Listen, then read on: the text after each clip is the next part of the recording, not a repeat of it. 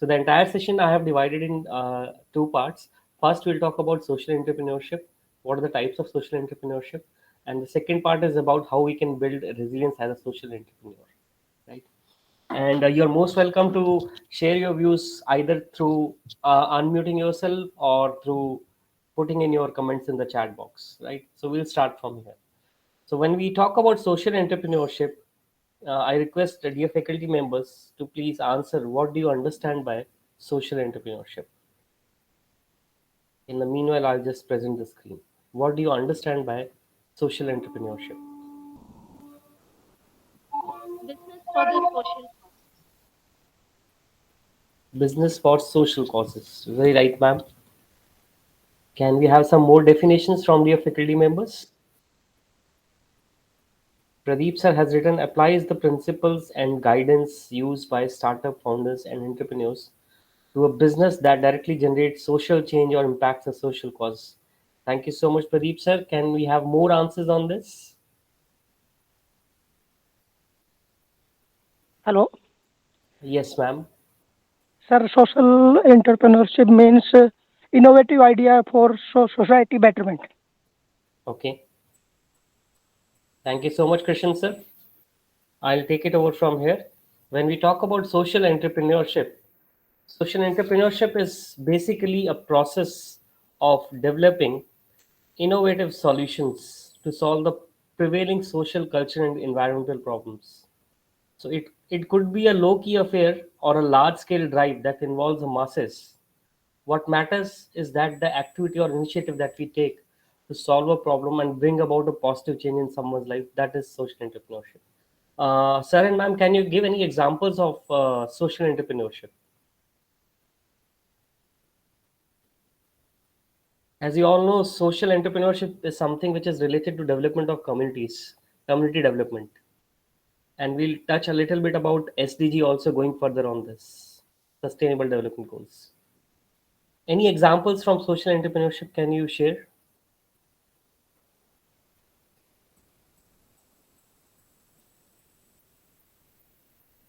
Yes, my dear faculty members, any examples of social entrepreneurship? Goonj. Thank you so much, Alokji, for sharing the company name, which is already into social entrepreneurship. And we'll also talk Goonj is in which kind of type of social entrepreneurship. Arvind Eye Care. Aravind Eye Care. So to be very specific about the examples, let me share certain examples with you. Gender equality issues, climate crisis, poverty and inequality, lack of health services, water scarcity, corruption, disaster management. These are certain social issues which can fall under the arena of social entrepreneurship, where we are trying to address this particular problem. More examples can be shifting demographics, or you can say status quo of the transgender community. Right? Any idea how it is linked to sustainable development goals, and how sustainable development goals is a term which basically addresses the type of problems that we talk in social entrepreneurship? Sustainable development goals. I think our dear faculty members might be having some idea about this. What are sustainable development goals? In fact, I would request if you can just unmute and share. Otherwise, we'll start the day with feeling we'll being sleepy. So let's not do that. Let's unmute and let's share. So, Sustainable Development Goals, it involves gender equality, Mm-hmm, the quality of education mm-hmm, must be good. mm-hmm, Every person must be have a good health and well-being, mm-hmm. and there must be a eradication of the poverty. Very right, ma'am. Thank you so much, ma'am. So, as you have already talked about this, you have talked about certain sustainable development goals like quality education is related to SDG 4. And for all other faculty members, when we talk about sustainable development goals were developed at the United Nations Conference on Sustainable Development, which was held in 2012. And their basic purpose, or you can say, was to create a set of global goals which are related with the environmental, political, and economic challenges that we face as humanity. So by following SDGs, we are addressing those issues and we are talking in one single language, sustainable development goals, and we are trying to address those particular problems. And as you all know, when we talk about social service or let's say social entrepreneurship, SDG is one such term or one such thing that we all always follow in order to address these three challenges which I shared with you: environmental, political, and economic challenges that we face as humanity. Right? What can be some of the differences between a social entrepreneur and a business entrepreneur? Business entrepreneur, actually, they will aim on profits. Hmm. Usually, they aim on profits, whereas social entrepreneur, they don't aim on profits, but they will mainly focus on the social problems. Very right, ma'am. This is Can, can we have some more differences, ma'am? Some more differences on business versus social entrepreneurship? So in the social entrepreneurship, there has to be a social cause, and unless it can be for the profit or without profit also, but Right. the presence of social cause is must. While in the business, commercial या फिर commercial enterprise, there may or may not be the social cause. Right, sir. Thank you, Alok, sir. I'll take it forward from here. Some more differences can be business entrepreneurship is more about the individual, or you can say benefit about the individual who's running that entrepreneurial venture. Whereas social entrepreneurship, it is all about the collective efforts for the society, or which is related to the development of the society. Business entrepreneurship aims at producing goods and services, whereas social entrepreneurship aims at producing goods and services that can serve the community and solve a problem. So based on this, business entrepreneurship is focused on the market, demand, and trends, whereas social entrepreneurship is a solution oriented approach to a social problem. And business entrepreneurship measures performance according to profits, whereas social entrepreneurship measures performance according to the impact made, which has already been shared by Dr. Alok just now. So the purpose is to satisfy customer needs, excel and earn profits in business entrepreneurship, whereas in social entrepreneurship, the purpose is to promote their cause and improve the society. Let's go further and let's talk about some types of social entrepreneurship. So there are four different types of social entrepreneurship: community social entrepreneur, non-profit social entrepreneur, transformational social entrepreneur, and global social entrepreneur. I'll start in a bit different way on this particular slide, which talks about the types of social entrepreneurship. I think one of our dear faculty member answered about Goonj. Goonj is one of the examples. So can you specify Goonj is which kind of, you can say, entrepreneur out of these four types? Goonj is which kind of social entrepreneur? So it has to be a community social entrepreneur. Community social entrepreneur, Alok sir. Yes, sir. If I talk in terms of Kaun Banega Crorepati, do you want to take another lifeline, sir? Because it's not community social entrepreneur. Okay. I think a lot of dear faculty members are becoming serious, so I thought let's add some humor to this session. Right, right. So, any other guesses? It's not community social entrepreneur, Alok sir. It's some Okay. other. Yeah, Or it could be transformational social entrepreneurship. you are right, sir. So you have gone to the next level in Kaun Banega Crorepati. And now we'll unfold all different four types of entrepreneurship one by one. So first we'll talk about the community social entrepreneur. Community social entrepreneur, as the word itself says, it's addressing a particular, you can say, as a community which is in a particular vicinity. So community social entrepreneurs are small scale change makers, and a community social entrepreneur can be young individual teaching unprivileged kids in a town, or a group of college of students running sanitation and plantation drives in a city, or one or more organizations working for social good. So community social entrepreneurs, they work in a specific geography, as I shared with you, in a particular vicinity and communities, but for a wide variety of causes. So from hygiene and sanitation to employment and food distribution services, and from plantation and environment safety to providing employment to deserving ones. So to do it all. And these type of social entrepreneurs are the ones who bring about instant change and they strive for more. When we talk about the second type, which is non-profit social entrepreneur, so these social entrepreneurs, they believe in reinvesting their profits. So along with the initial cost, they put their profits into the costs. For instance, if the initial project was to educate kids, in the previous time we talk about educating kids. So if we take that particular instance and the initial project to educate kids from unprivileged backgrounds, and they receive more funds than required to facilitate the initiative. So they'll utilize the surplus to educate women and expand their portfolio. So starting from children, now they are going to use the surplus funds on educating women and expanding their portfolio. So people who have a business oriented mindset prefer this type of social entrepreneurship, which we call it as non-profit social entrepreneurship. Not just that, but companies and organizations they also choose non-profit social entrepreneurship to utilize their social goodwill for the cause. Now comes the third case in which we were having a conversation with Dr. Alok, the example of Gunj. So let's talk about what kind of transformation social entrepreneurs are. So these entrepreneurs, transformational social entrepreneurs, they focus on establishing a business that can solve a purpose that government initiatives and other businesses can't, right? And transformation social entrepreneurship is more like running an organization where you hire skilled people, think of newer ways to stay relevant in the market, follow the guidelines issued by the government, and do everything that an enterprise does. So the larger picture for transformation social entrepreneurs includes a collaborative setup of multiple businesses serving society collectively and individually. Right. Anuk sir, where we left, I wanted to ask you a question. Can you share what is the background of Gunj? Cry is also a transformation social entrepreneur, Right, right. right? Can you share the background of Gunj, the founder of Gunj, Anshu?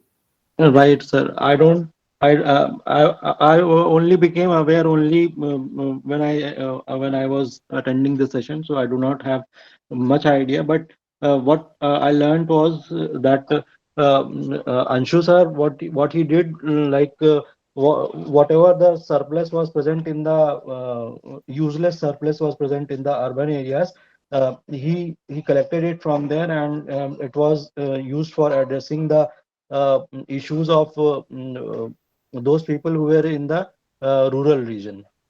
Right, sir. Like, Very right. like, if some clothes were disposed from the urban areas which were not of that much use, they were given to the poor people in the rural areas.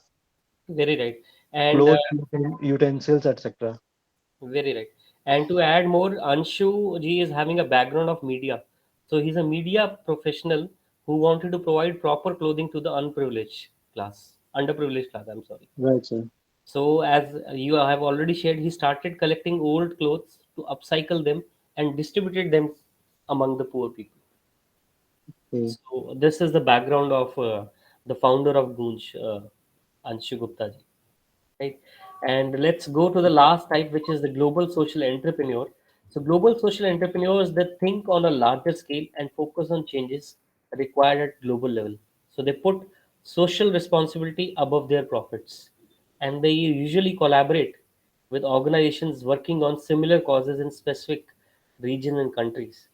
So again, if you go back to Sustainable Development Goals, SDG 17 is partnership for achieving goals. So global social entrepreneur, I would say, it's not only global social entrepreneur, even I would say transformation social entrepreneur. They also go for SDG 17, right? And one of the most relevant example of global social entrepreneurship type is we when we talk about Make a Wish Foundation, which is headquartered in Phoenix in Arizona. It actively works in around 50 countries, which is about fulfilling the wishes of critically ill children, right? So till now we have talked about what kind of different social entrepreneurs are also there. But any idea, in very simple terms, what will make us a good social entrepreneur or a leader?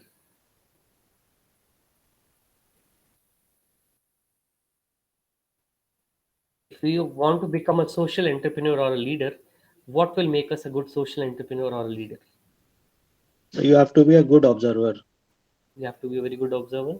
Unless until you observe the intricacies, the minuteness of a problem prevalent in a society, you cannot address it. You have to realize by your observation what the problem is. Right, sir.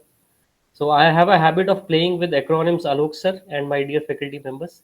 So I'll go Okay. in that particular way only. I would say if you want to become a good social entrepreneur or a leader, you have to become a doer. Doer, you all understand, you have to be more into an execution mode. Obviously, planning is also required, people orientation is also required, but you have to be an executor, very good executor. And when we talk about this doer, I'll unfold those DOER one by one. So, D is your decision making. I hope all of you are able to see on the screen. D is your decision making. O is open to collaboration. E is emotional balance, and R is resilience. And resilience, if you see the word I have highlighted it, or you can say the font size is more than DOE, because if resilience is not there, all the three components DOE will go to trash, right? So we'll unfold all four parts one by one. Let's first take decision making. So when we talk about decision making, social entrepreneurs must prioritize and make sound decisions as they affect the lives of people in need. So they need to think of a situation in a holistic way and make a sound and rational decision. In terms of the second component, which makes a good social entrepreneur visionary, so visionaries come up with the best solutions to social problems. Why? Because they are thinking of long term permanent resolutions to a particular problem. And in terms of the third component, leadership, you can't meet your goals without a highly motivated team which is assisting you. So, a good inspiration leader is a must for every cause, and they can influence opinions as well as physical outputs. And lastly, if you are a good decision maker, you should have that ability to multitask.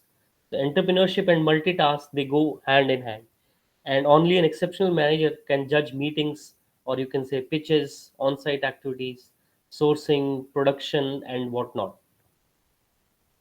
Going to the second part, which is open to collaboration. As I have already shared, social entrepreneurs, they cannot do things in isolation, and that is the reason they work with closely with SDG 17, which is partnership for achieving goals. So entrepreneurs, they need to be open to collaboration and partnerships. Every project needs people with a different expertise and skill set. So social entrepreneurs needs to work with a wide range of people to achieve their vision. And the last, which you all understand, if emotional balance is not there, because you are interacting with communities with different, you can say, emotional intelligence. So social work requires both empathy and a practical approach at the same time. And a highly emotional person might get overwhelmed, but an emotionally balanced person will handle difficult situations in a better way. And again, if we take emotional balance, there is another acronym that I have added to this. It is basically the formula is art. A is awareness, awareness of your personal competence and social competence. R is regulation, how you regulate your competencies on personal way as well as in social way. And lastly is transformation, how you bring transformation in self, which is related to your personal competence, and how you bring in the social, you can say, transformation using those particular skills. So A is awareness, R is regulation, and T is transformation, right? So till now we have talked about DOE. Before we go to resilience, I request my dear faculty members to please share their views. What is ambiguity threshold and how resilience is made of these three components, which is ambiguity threshold, internal monologue, and energy supply. As I already said in the starting, let's not make it a monologue. So let's have some inputs from you also. Why resilience is having these three components, and how does it help you to become a doer in social service sector? So resilience is required in every aspect of the life. Like unless and until you are resilient, your point of view may be right, but if you look others' point of view, he may also be right from his perspective. So Hmm. resilience, my view is only correct, and the others is wrong is completely a myth. Very right, sir. And Alok sir, what is ambiguity threshold? We all understand what is ambiguity. Ambiguity threshold, what I interpret it is like whenever a person is in a doubt, Hmm. uh, he should not overthink the problem. Hmm. Overthinking, a decision should be made either this way or that way. That is the threshold. Right. Thank you, sir. Thank you so much, Alok sir. And in fact, Alok sir, I would request to encourage other faculty members also to please come up with their views, because we are not listening from other faculty members also. So please be with me, Alok sir, in motivating others also to please participate in Right. discussions. Sure, Right. sir. Right. Upasana ma'am, please participate, and my dear faculty members who are already present there, please participate in discussions. Right. Another question apart from Alok sir to all dear faculty members: how these three components are interlinked in resilience: ambiguity threshold, internal monologue, and energy supply.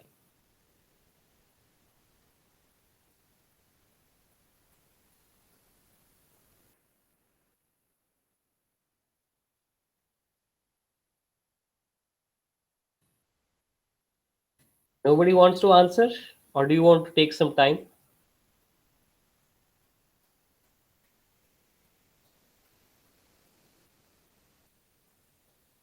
Sir, could you repeat again, sir? Some Yes, sir. network issue. Right, sir. Veerapan sir, I was just asking, when we talk about resilience, there are three components which makes you a resilient leader. One is ambiguity threshold, another is internal monologue, and third is energy supply. And how these three components are interlinked. Sir, in talking about resilience, only one thing I will know about resilience is Hmm, normally Indians have more resilience than any other nations. hmm, Whenever hmm, there is any there's, unlikely things which going around our country, hmm. immediately we people, we Indians, will come out of the problem very easily because of our daily routine work. These things resilience, like spring we will emerge other day after that, whatever unwanted things happen like terrorism attack or even corona pandemic. That's a very example, nice example. Even our economy has a very strong resilience economy when compared to other nations. uh, So much.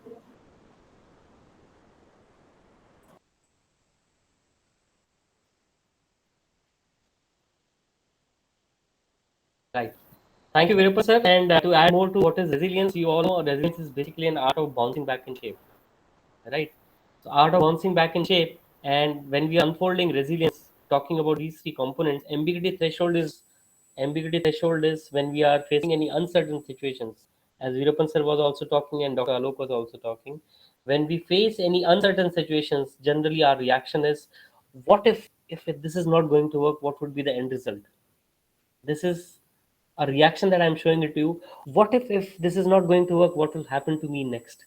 So we reach to the future and we start thinking about what can be the end result, which is what I wanted to show through this expression was, this is a problem oriented approach where I'm taking this as a heavy, you can say, weight on my head.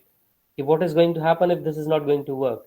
Whereas if I revert it and if I say, come what might be the situation, I have another option or another plan B, as shared by Viripan sir. He was saying Indians are very resilient in nature, right? So very good, Upasna ma'am. I'm happy to see some comments from you also. We need to develop strategies to cope of this.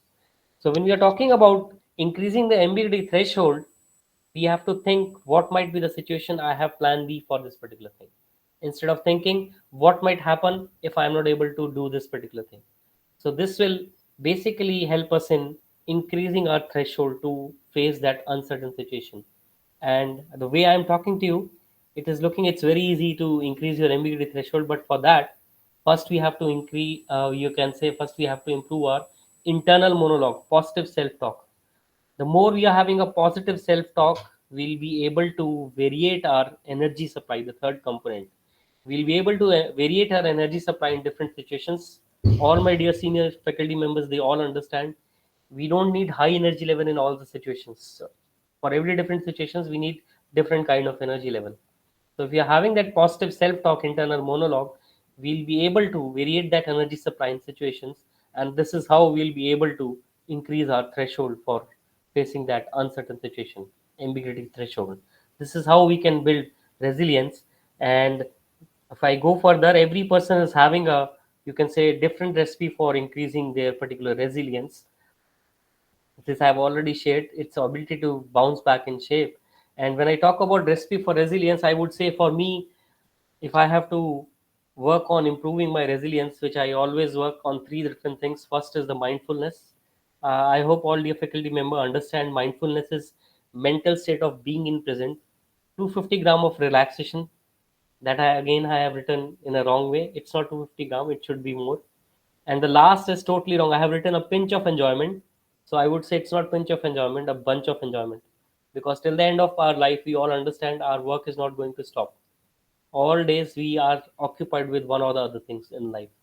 So bunch of enjoyment should also be there if we want to remain fit and we want to be more resilient in nature, which we all understand the way, the pace at which the things are changing. If we don't become resilient, chances are there we'll not be able to cope up with the changes. As Upasana ma'am has written, if we have to develop those strategies to cope up with these kind of changes, we have to unplug also from our work sometimes, right?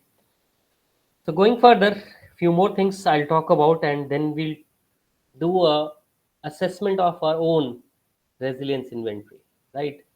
So I'm sharing a link in the chat box which will basically help you. Yes, so Pastor ma'am, I think you have some question. You have raised your hand. So, but what are we discussing? Social entrepreneurship. But as a individual, it's very difficult to involve a community to think like as a unite goal to serve the social to serve the people. It's very difficult. Ma'am, it's you are very right on this, Upasana, ma'am, but it's a chain reaction, ma'am. You all understand a business entrepreneur versus a social entrepreneur. Entrepreneur has to work more on sensitizing communities and has to work more on the ground level. That is the reason I have written, for a social entrepreneurs, resilience is very must if you want to develop yourself as a social entrepreneur, because sensitizing communities and making them agree to work as per those SDGs is not an easy task. So it's a Yes, chain. So it's a chain reaction. Once you chain start with, reaction. yeah, so once you start with three people, maybe those three people will start influencing other three people. So three into three, nine. So then again, those nine people should be able to go further. I'm talking about one term, but don't take it in wrong sense. It's not network marketing, but it's like you have to start influencing people in chains. First, it will start small, but slowly and gradually you have to start influencing, plus you have to start sustaining the things, because most of the times we leave the things mid of the way.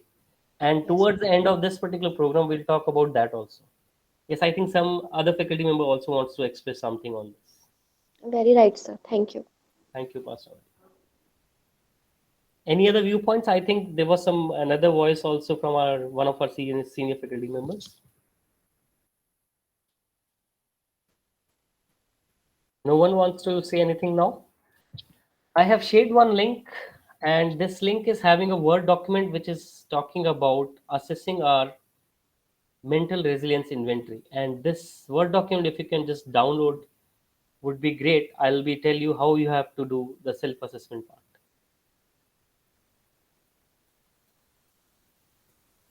Just click on this link. It will show you certain terms and conditions. One by one, I am telling you the steps. When you'll click on this link, it will open a site of WeTransfer,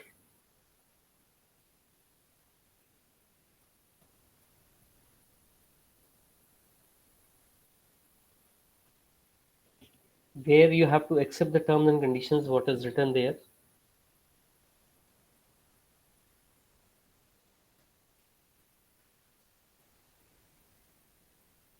And it will show you a box on the left hand side of the screen which will show you a button of download the mental resilience inventory doc.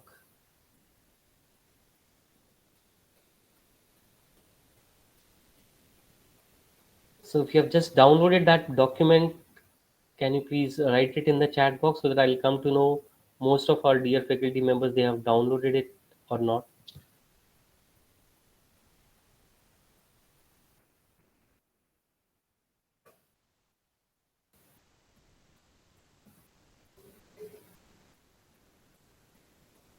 Okay, Veerapan sir, thank you for confirming. Alok sir has already downloaded. Pratima ma'am has also downloaded.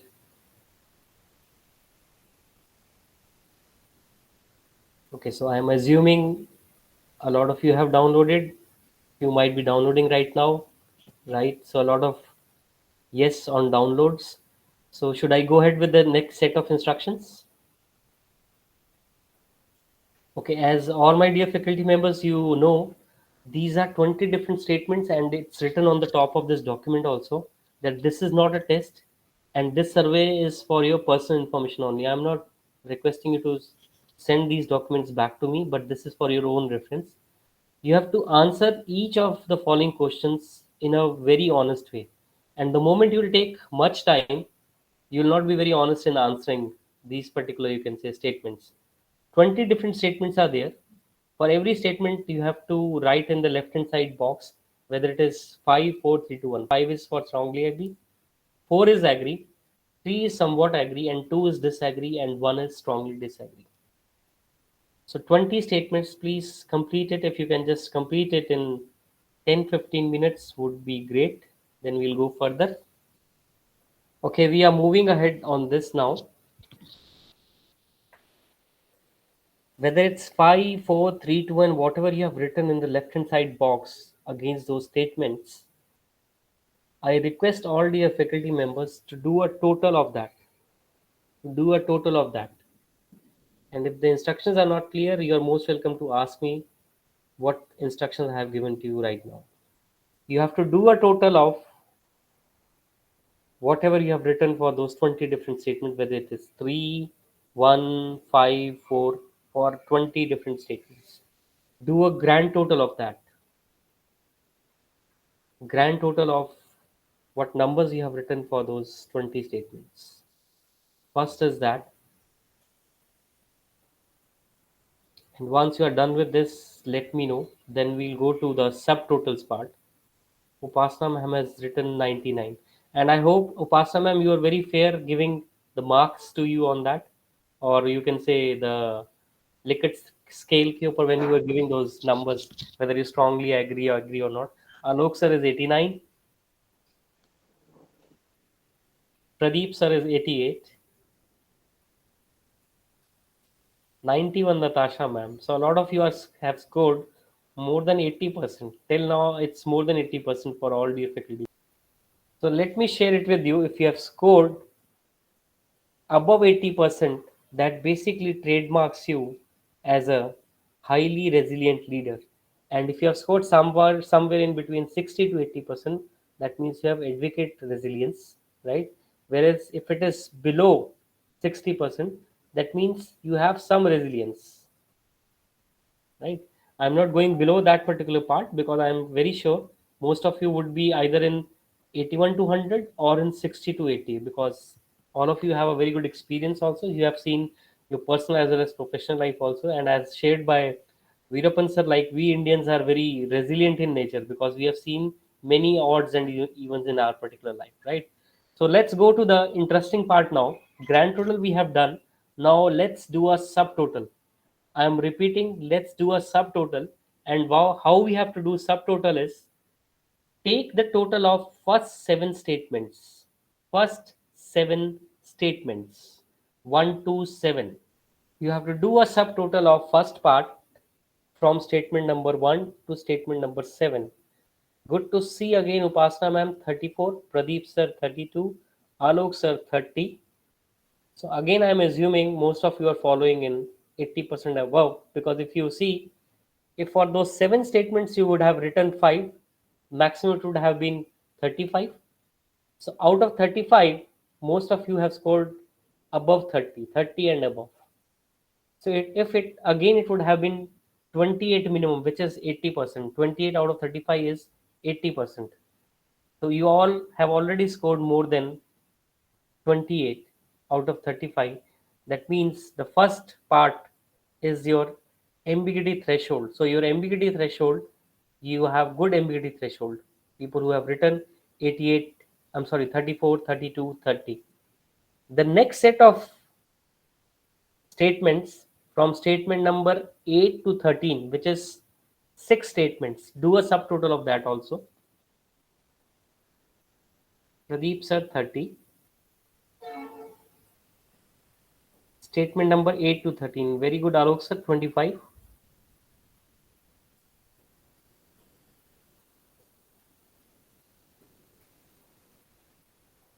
Again, the result is more than 80%. Statement number 8 to 13 is your internal monologue. Those statements are related to internal monologue. Again, if you have scored more than 24, because 24 out of 30 is 80%.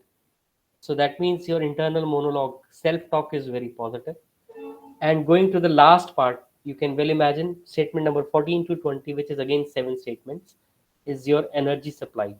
So, how many of you have scored more than 28 out of 35 in last subtotal, which is statement number 14 to 20? Pradeep sir has written again 30, Alok ji 34, and Upasna ma'am has written 35. Oh my god, Upasna ma'am, I think you have to give us a treat, online treat, because obviously we can't meet offline. We all are in different parts of India, right? So the third part is your energy supply. That shows how well you can variate your energy supply in different situations.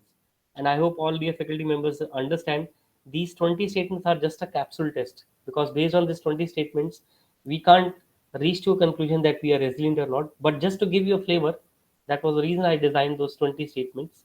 And yes, Alok sir has written, where can we meet, ma'am? At present, Alok sir, we can meet on Google Meet, but otherwise, we can ask Upasna ma'am where she can give us a treat, right? So let's go further on this. And thank you so much, my dear faculty members, for means actively getting involved in doing this assessment part.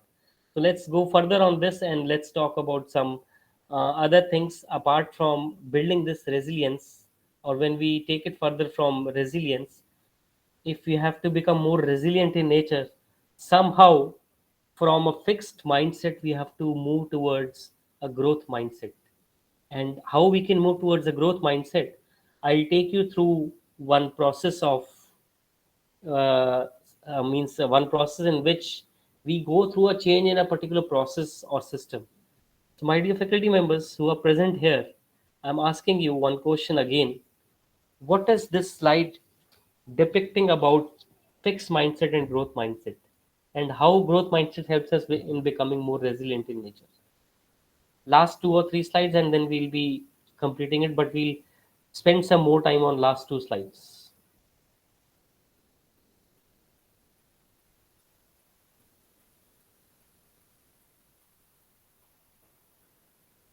How this particular slide is talking about shifting from a fixed mindset towards a growth mindset. If you can share in terms of bringing in a change in an organization or social entrepreneurial venture, how does it relate to that?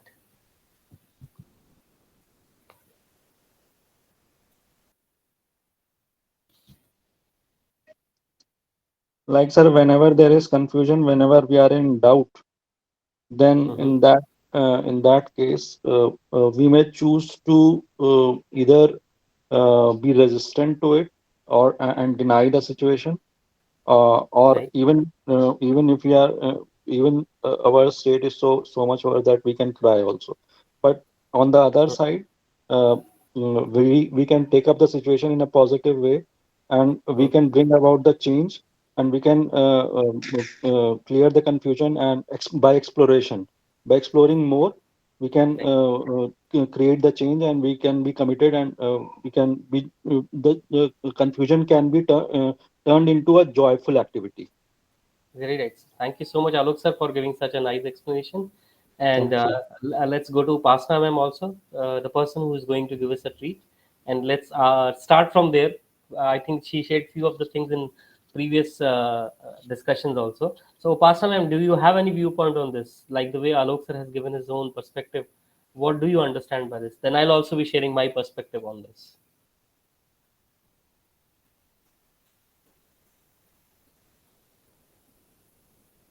Sir, I agree with the sir, Hmm. and uh,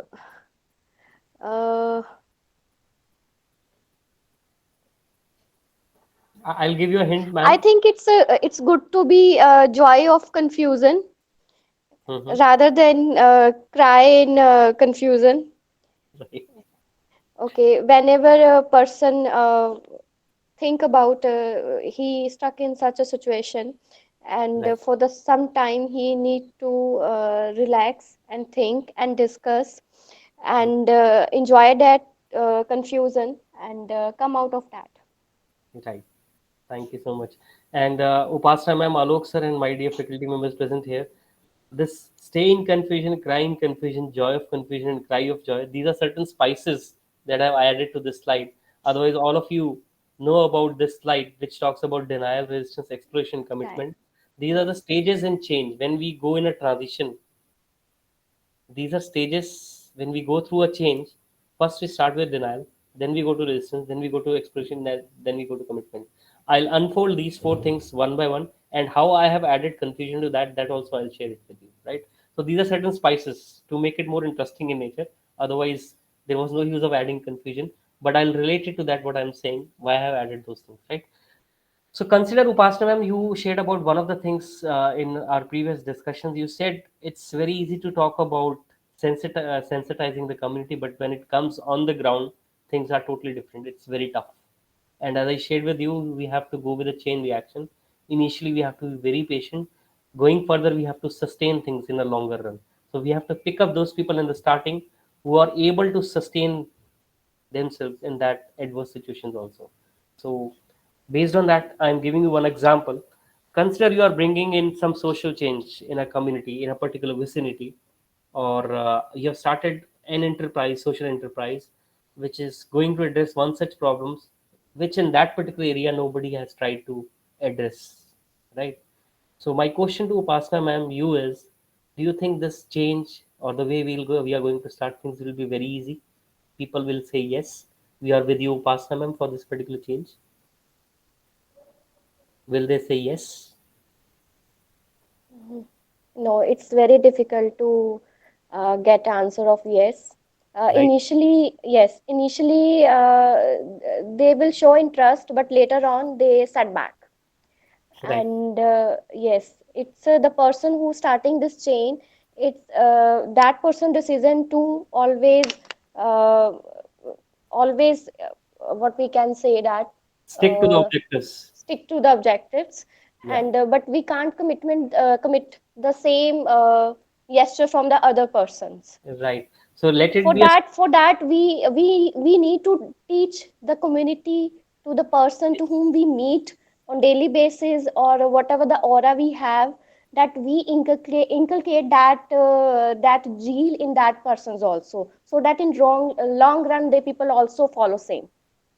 very right. So we'll talk about this also, how we have to inculcate or how we have to educate people again and again, because there are people with different intellectual set of mind. How we have to sensitize them. We'll talk about this also in this slide. That is the reason I'm taking a lot of time on this slide. Other slides I took a little bit less time, but we'll take a lot of time on this because this will ultimately conclude how we can be a good, you can say, social entrepreneur, how we can become more resilient in nature, right? So as shared by you also, Pasta ma'am and Alok sir also, when we go for any particular change, whether it's a social enterprise or whether it's a business enterprise also, regardless of whether that change would be positive or negative, it starts first with, please don't share any new information with.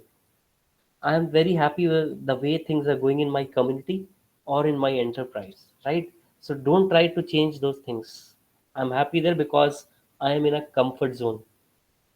So the moment I am feeling that I am in a comfort zone and I am refusing to hear new information, I am feeling safe in one particular zone, and I don't want to try out something new. But let's take an example. I'm just giving an example.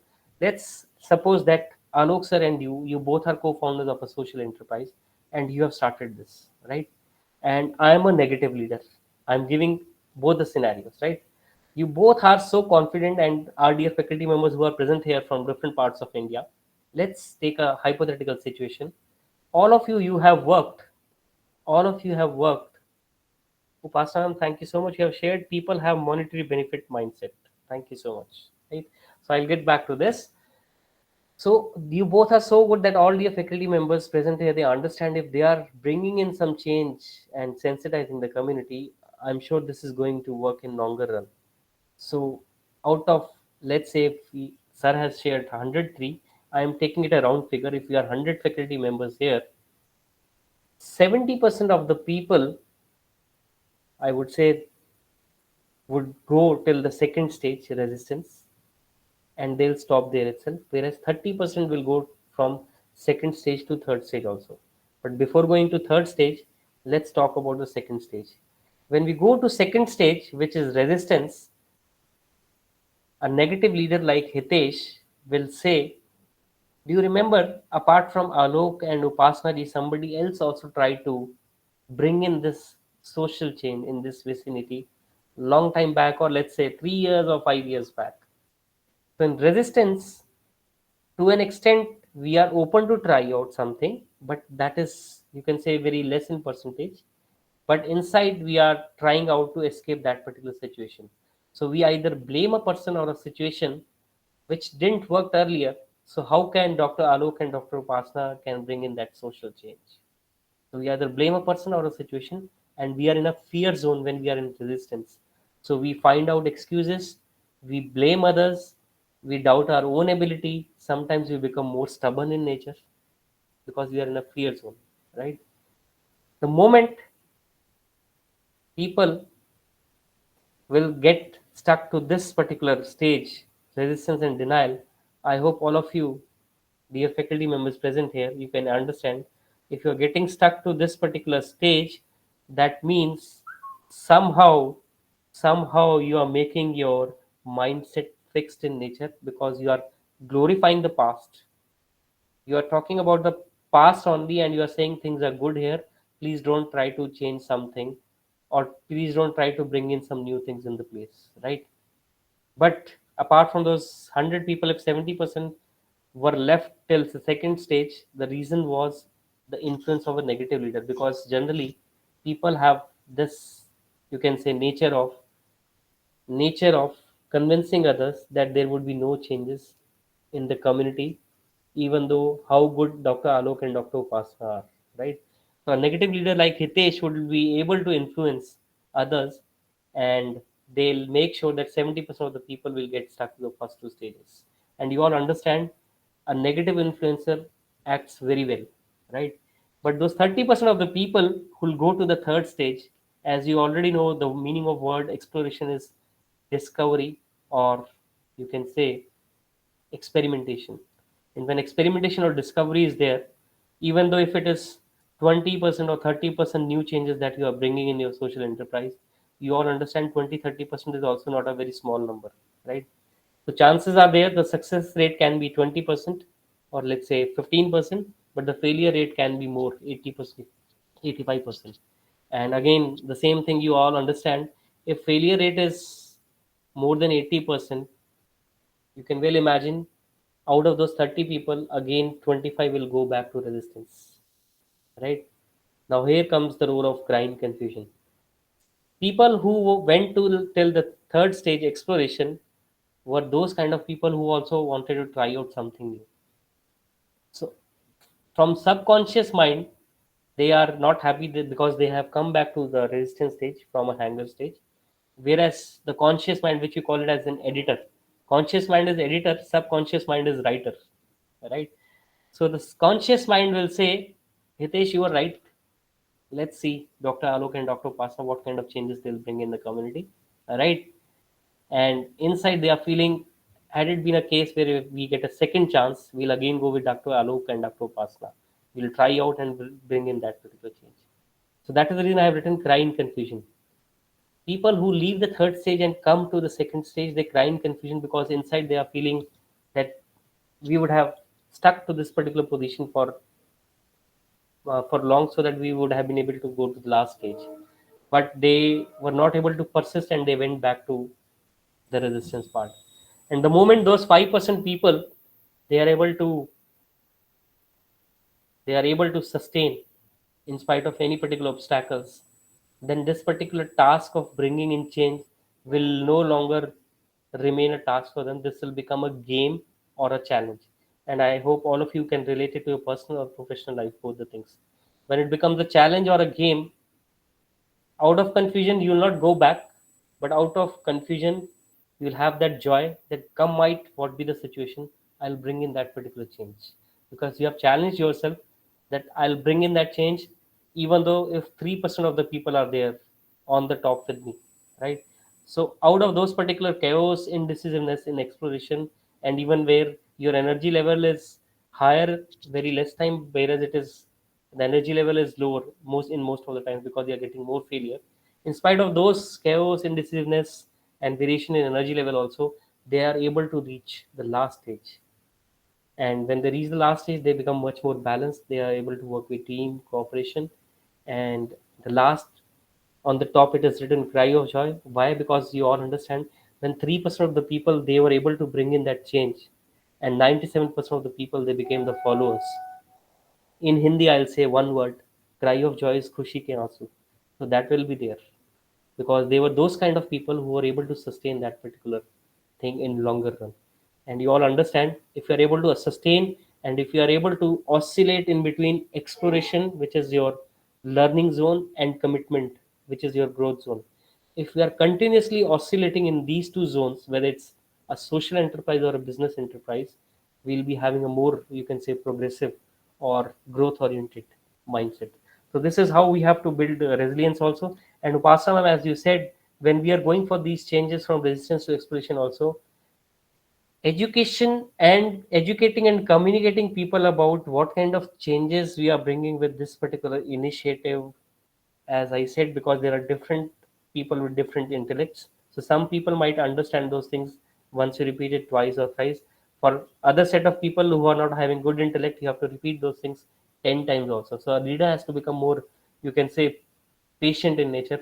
That patience should be there if you want to run the things in the longer run.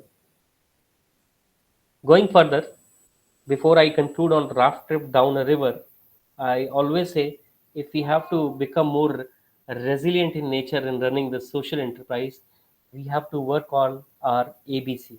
Now, ABC here would not be A for apple, B for ball, or C for cat. A is our activating trigger, the way we start any particular thing when we are facing any situation. Second is belief.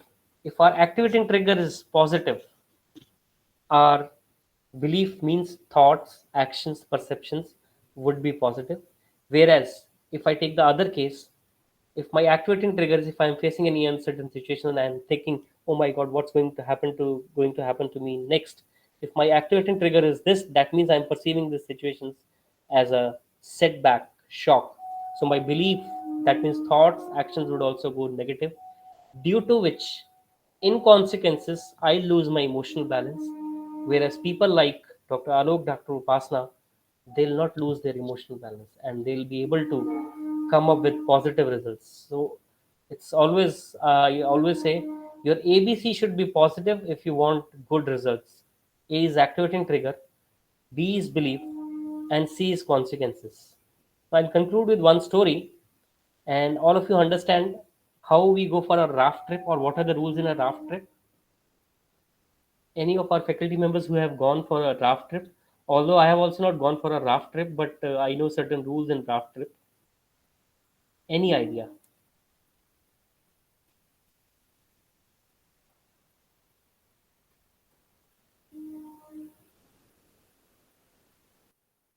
Any idea what are the rules in a raft trip when you are going for a raft trip?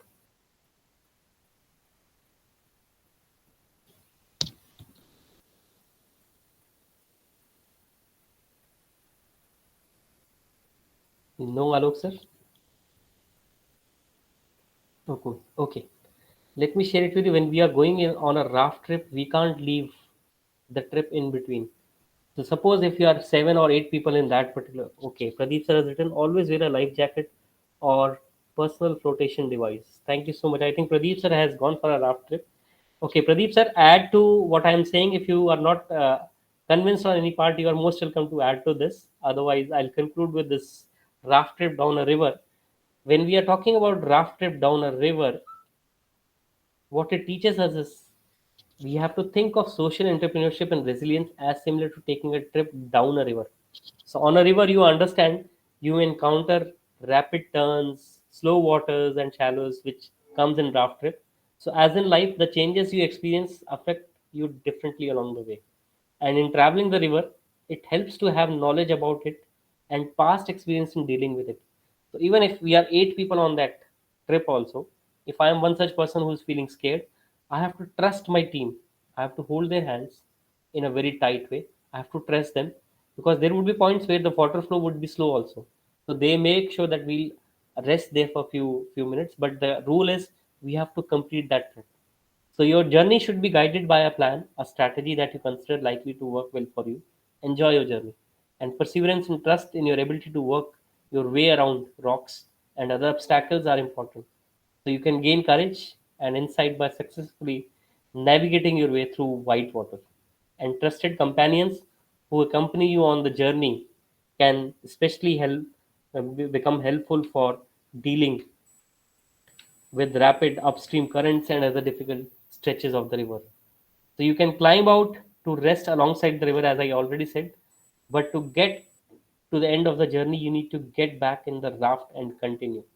So what I mean to say through this raft trip down a river is, come what might be the situation, if in future any one of you starts a social enterprise, have that patience, as Pradeep sir has already written, and confidence that I am not going to leave this particular trip mid of the way. I am going to sustain, I am going to persist, and I am going to complete it at any cost. Even if I am alone there, I'll be able to do that. If my other 3 or 4 second in line leaders, they are also going, no matter, I'll create another line of leadership who will be there with me in that particular social enterprise. So thank you so much. This is all from my side. Over to you, Dhamija sir, and dear faculty members who are present here.